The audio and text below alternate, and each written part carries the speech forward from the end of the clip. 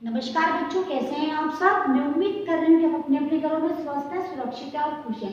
देखिए बच्चों, हम पढ़ रहे थे हमारा चैप्टर 16 चिट्ठी के अक्षर।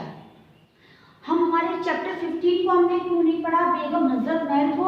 ये मैंने आपको बता दिया था कि ये जो हमारे CBSE के नॉर्म्स के अकॉर्डिंग रिलेटेड चैप्टर है, जो चैप्टर्स हमने हटाए हैं हमारे कोर्स में से, उनमें से एक है चैप्टर 15 बेगम हजरत महल। ये चैप्टर हम पढ़ेंगे, समझेंगे भी, लेकिन ये चैप्टर्स जो रिलेटेड चैप्टर हैं वो हमारे एग्जाम्स के सिलेबस में इंक्लूड नहीं होंगे। I think I am very clear कि चैप्टर 15 बेगम हजरत महल हमारे एग्जाम के पैटर्न में नहीं होगा, इसलिए हम पढ़ रहे हैं चैप्टर 16 चिट्ठी के अक्षर। इस चैप्टर में हमने ये देखा कि किस प्रकार महिपाल सिंह जो एक सिपाही थे, इतने अच्छे सिपाही थे कि दोनों ही हाथों अर्थात दाहिने और बाहिने दोनों ही हाथों से निशाना लगाने में पूर्णतया सक्षम थे।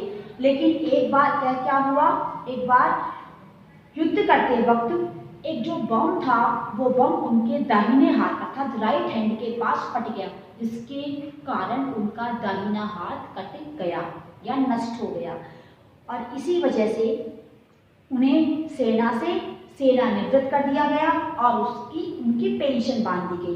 पेंशन क्या होती है ये मैंने आपको पहले क्लियर करवाया था।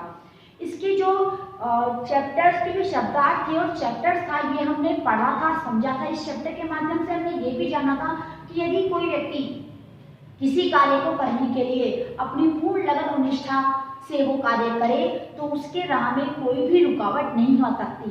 अगर आती भी है तो उसकी निष्ठा और उसकी ईमानदारी के आगे वो अपने आप ही क्या हो जाती हैं, दूर हो जाती हैं। तो इस चैप्टर के जो क्वेश्चंस थे मौखिक प्रश्नों में वो हमने किए थे, मौखिक प्रश्नों वाले और साथ में अर्थ ग्रहण संबंधी प्रश्नों वाले। तो आज करते हैं हम इसके क्वेश्चंस लघुत्तरीय प्रश्न।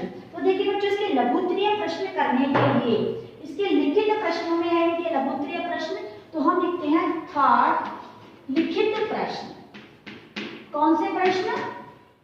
लिखित प्रश्न। आप जानते हैं लिखित प्रश्न और मौखिक प्रश्नों में क्या अंतर है।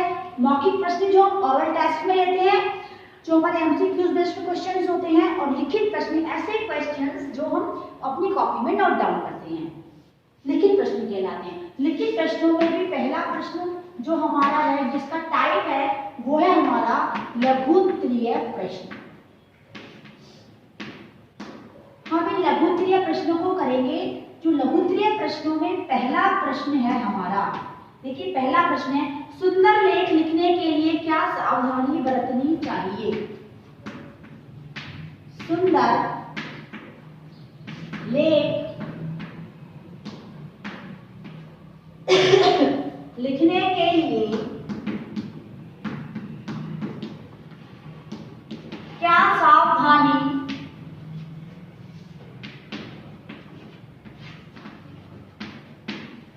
बरतनी चाहिए। ये क्वेश्चन ये कह रहा है कि जब आप अपनी हैंडराइटिंग को सुंदर करना चाहें, जब आप अपनी राइटिंग को बहुत अच्छा दिखाना चाहें, तो आपको कौन कौन सी सावधानियां का मतलब क्या होता है, कौन कौन सी इंस्ट्रक्शंस को फॉलो करना होता है, किस तरीके से अपनी हैंडराइटिंग को सुंदर बनाना होता है। तो इसका आंसर है बच्चों, सुंदर लेख लिखने के लिए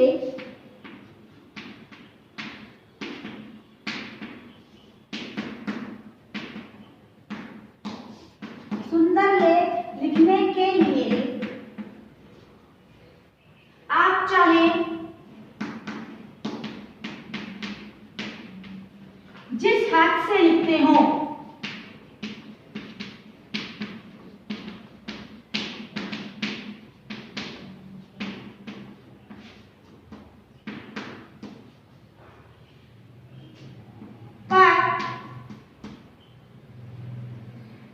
कुछ दूर दूर में अलग अलग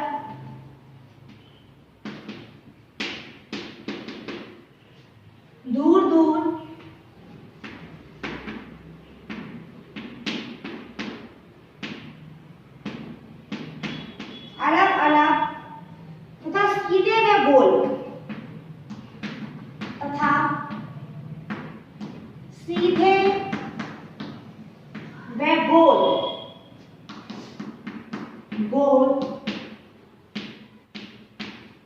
अक्षर होने चाहिए। ये आपको इंस्ट्रक्शंस दे रहे हैं कि यदि आप अपनी हैंडराइटिंग को सुधारना चाहते हैं, यदि आप चाहते हैं कि आपकी राइटिंग में इंप्रूवमेंट आए, तो आपको क्या किस तरीके से लिखना है और कैसे लिखना है। देखिए, इसके अलावा जल्दी जल्दी लिखने से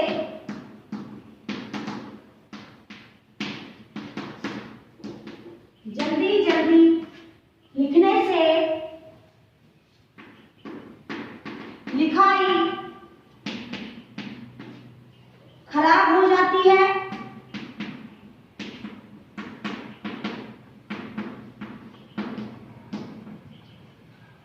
लेख के अक्षर सुस्पष्ट होने चाहिए।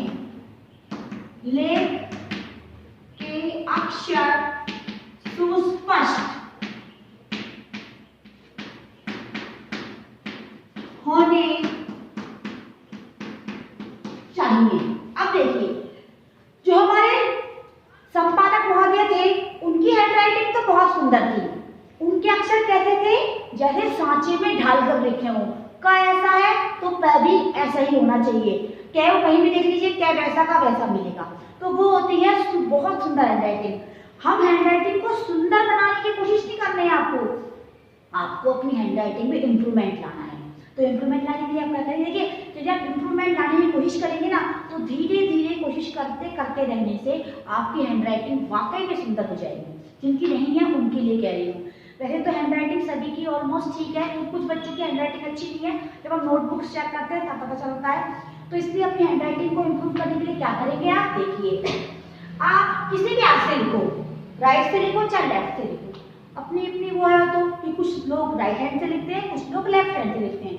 वो कोई मैटर नहीं करता कि आप राइट से लिखिए या लेफ्ट से लिखिए। लिखिए कैसे? कुछ दूर दूर और अलग अलग लिखें।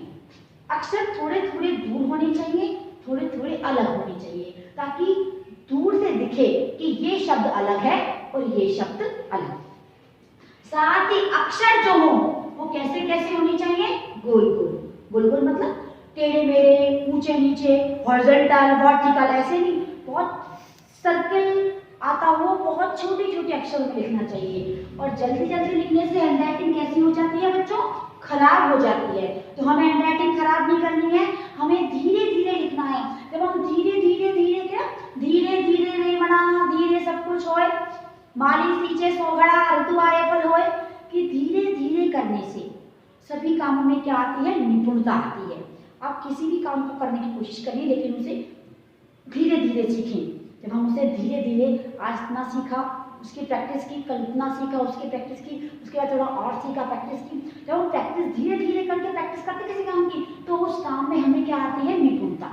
हम उस काम को करने में पूरी तरह सक्षम हो जाते हैं। तो किसी भी काम को करने के लिए आपको जल्दबाजी नहीं करनी है, आराम से काम करना है। हैंडराइटिंग इंप्रूव करने के लिए भी आपको धीरे धीरे ही लिखना है। जब आप धीरे धीरे लिखेंगे ना, तो उसके बाद थोड़ी स्पीड बढ़ाएंगे, फिर थोड़ी स्पीड बढ़ाएंगे, फिर अगर थोड़ी थोड़ी आगे स्पीड बढ़ाएंगे तो भी आपकी हैंडराइटिंग जितनी धीरे में थी वही जल्दी में हो जाएगी, लेकिन स्टेप बाय स्टेप।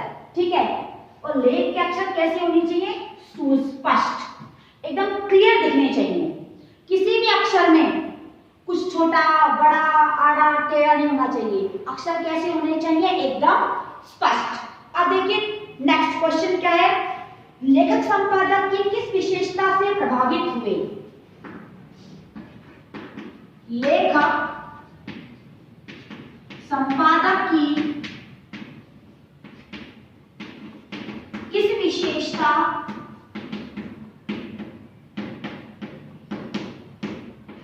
से प्रभावित हुए?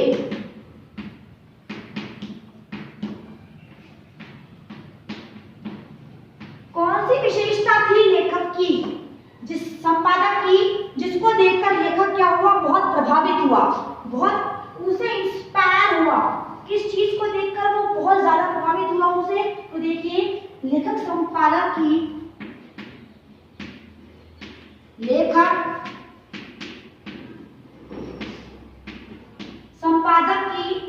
सुंदर लिखावट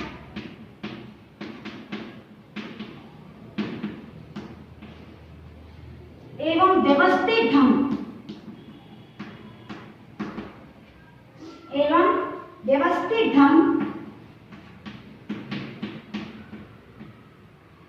से लेख लिखने की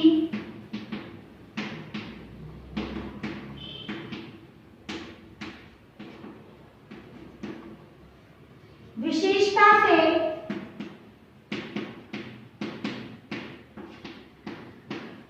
प्रभावित हुए। इससे प्रभावित हुए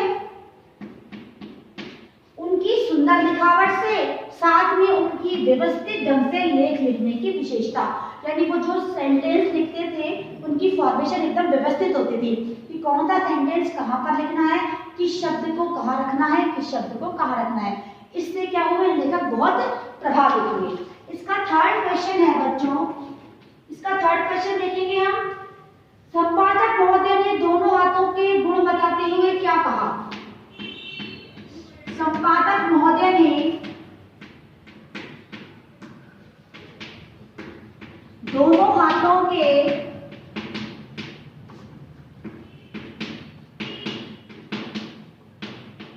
गुण बताते हुए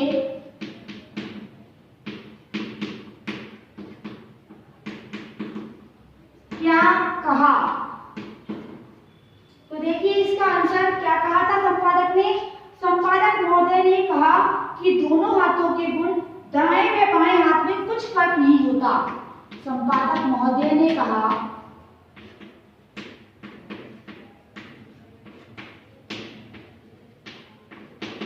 कि दाएं व बाएं हाथ में कुछ फर्क नहीं होता। दाएं व बाएं हाथ में कुछ फर्क नहीं होता। और ये बात आप स्वयं जानते हैं, आप जानते हैं इस बात को। आपका ये भी हाथ है और ये भी हाथ है, राइट और लेफ्ट दोनों हैंड है। क्या आपको इन दोनों में कुछ अंतर मिलता है? किसी में 2 उंगली हो, किसी में 5 हो, किसी में 10 हो, किसी में 4 हो, ऐसा कुछ है?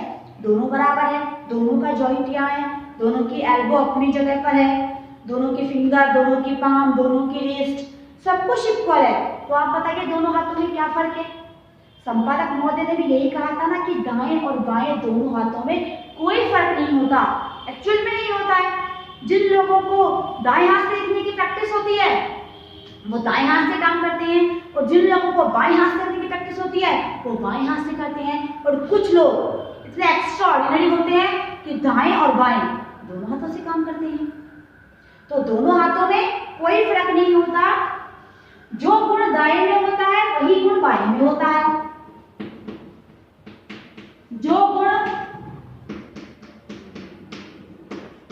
दाएं में होता है वही गुण बाएं में होता है।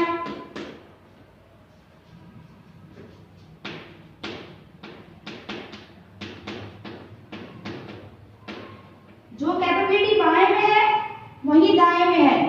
यह तो व्यक्ति पर निर्भर करता है कि वह किस हाथ से काम करता है। यह तो व्यक्ति पर निर्भर करता है कि वह किस हाथ से काम करता है। यानी संपादक ने लेखक को बताया कि दाएं और बाएं दोनों हाथों में कोई फर्क नहीं होता। जो हमारी कैपेबिलिटी है, जो क्वालिटी है हमारे लेफ्ट हैंड में है वही क्वालिटी हमारे राइट हैंड में भी है। व्यक्ति की अपनी इच्छा है कि वो अपने राइट हैंड को यूज करना चाहता है कि अपने लेफ्ट हैंड को यूज करना चाहता है। यानी एक व्यक्ति पर निर्भर करता है कि वो अपने किस हाथ को काम में लेना चाहता है। यदि कोई व्यक्ति राइट हैंड को काम में लेना चाहता है उसका राइट हैंड ज्यादा वर्क करता है। यदि कोई व्यक्ति लेफ्ट हैंड को काम में लेना चाहे तो उसका लेफ्ट हैंड काम करता है। अब देखिए इसका नेक्स्ट क्वेश्चन बच्चों। देखिए बच्चों हमारा नेक्स्ट क्वेश्चन, सेवा मुक्त होकर, सेवा मुक्त मतलब रिटायर, होकर संपादक महोदय ने क्या निर्णय लिया? संपादक महोदय ने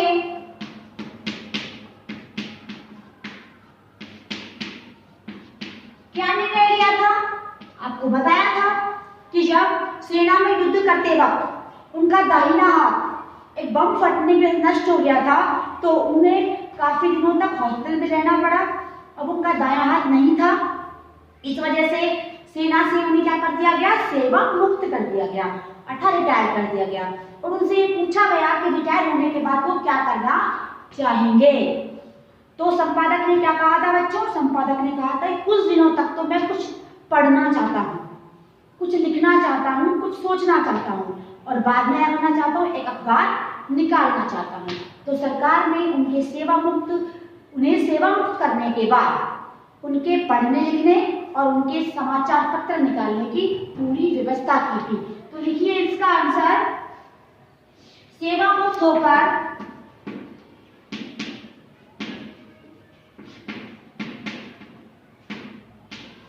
संपादक महोदय ने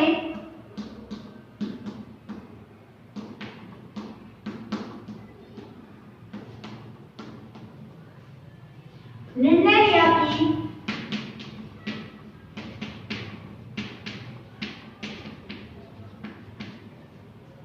वह अखबार निकालेंगे।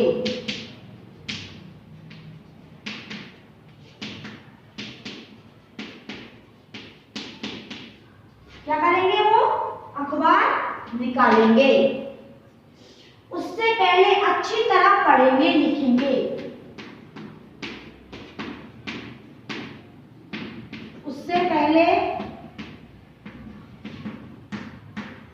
अच्छी तरह पढ़ेंगे लिखेंगे। यानी पहले वो एक ज्ञान अर्जित करना चाहते हैं, किसी भी चीज को करने से पहले कुछ सीखना चाहते हैं उस चीज के बारे में। जब किसी चीज को करने की शुरुआत करते हैं तो पहले उस चीज के बारे में हमें कुछ जानना चाहिए, उसकी बेसिक नॉलेज होनी चाहिए, तभी हम उस चीज को, उस कार्य को बहुत अच्छे ढंग से करते हैं। तो लेखक ने क्या किया कि पहले क्या करेंगे? वो अच्छी तरह पढ़ेंगे लिखेंगे। 4-5 साल तक पढ़ने लिखने का अभ्यास करने के बाद 4-5 साल तक पढ़ने लिखने का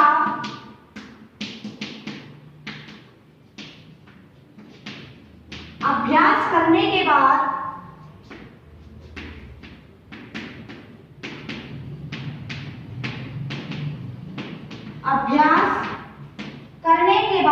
उन्होंने अखबार निकालना शुरू किया।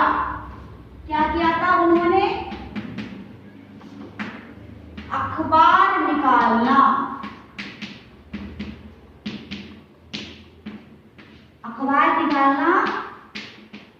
शुरू किया। अब देखिए पढ़ने और लिखने का अभ्यास करने की क्या जरूरत थी?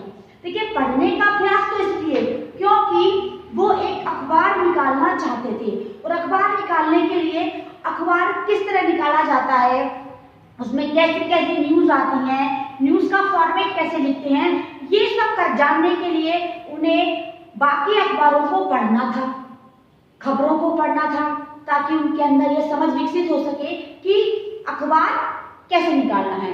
और लिखने का अभ्यास क्यों करना था? क्योंकि वो अपना दाहिना हाथ खो चुके थे जिससे वो पहले लिखते थे। अब वो किससे लिखने वाले हैं? अपने बाएं हाथ से। तो दाहिने हाथ से जो लिखता है, क्या वो सेम हैंडराइटिंग बाएं हाथ से हो सकती है? नहीं हो सकती। इसलिए उन्हें पढ़ने का अभ्यास करना था अखबार निकालने के लिए, और लिखने का अभ्यास करना था अपनी लिखावट को सही करने के लिए, ताकि उनकी जो लिखावट है वो वापस से राइट हैंड जैसी ही हो जाए। अब देखिए इसका लास्ट क्वेश्चन जो हमारा है, संपादक महोदय ने अपने अभ्यास के क्या प्रमाण प्रस्तुत किए? संपादक महोदय ने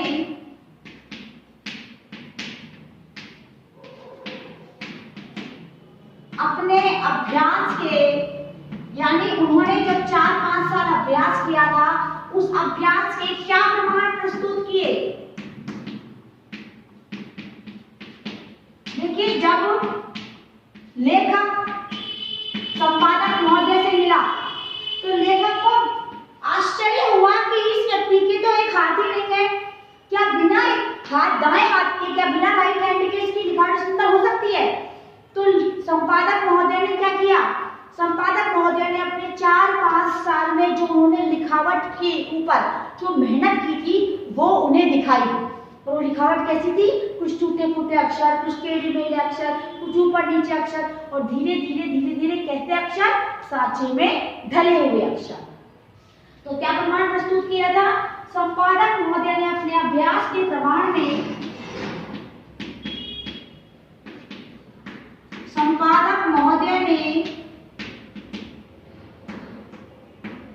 अपने अभ्यास के प्रमाण में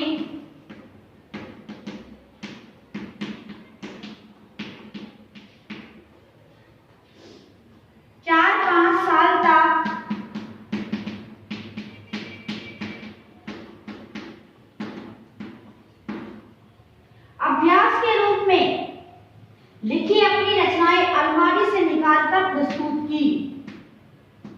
4-5 साल तक अभ्यास के रूप में लिखी अपनी रचनाएं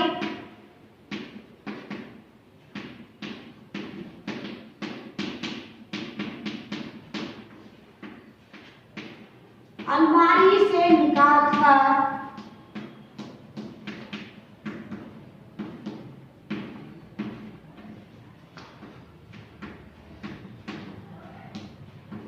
प्रस्तुत की। यानी संपादक महोदय ने क्या किया? उन्होंने 4-5 साल में जो प्रैक्टिस की थी अपनी हैंडराइटिंग को इम्प्रूव करने की, उसे उन्होंने अलमारी में रखा हुआ था संजोकर। और जब लेखक ने उनसे कहा कि क्या आपकी हैंडराइटिंग सुंदर थी या आपने इतनी प्रैक्टिस की, तो उन्होंने प्रमाण के रूप में वो हैंडराइटिंग दिखाई जो उन्होंने स्टार्ट की थी 4-5 साल पहले। और अब तक की जो उनका जो जर्नी थी, जो उनकी यात्रा थी अपनी हैंडराइटिंग को इम्प्रूव करने की, वो सारी यात्रा की अध्याय रचनाएं उन्होंने लेखक को दिखाई। तो देखिए चैप्टर से बच्चों हमने यही सीखा है कि यदि आप किसी भी चीज की प्रैक्टिस करेंगे तो आपको उस कार्य में परफेक्शन प्राप्त होगी ही होगी। यदि आप की अब मेहनत पूरी निष्ठा, पूरी लगन और पूरी ईमानदारी के साथ है तो आज की क्लास में हमने इसके लघु उत्तरीय प्रश्न डिस्कस किए थे। इसके दीर्घ उत्तरीय प्रश्न के लिए हम हमारी नेक्स्ट क्लास में डिस्कस करेंगे। आज की क्लास में इतना ही बच्चों। Thank you and have a nice day.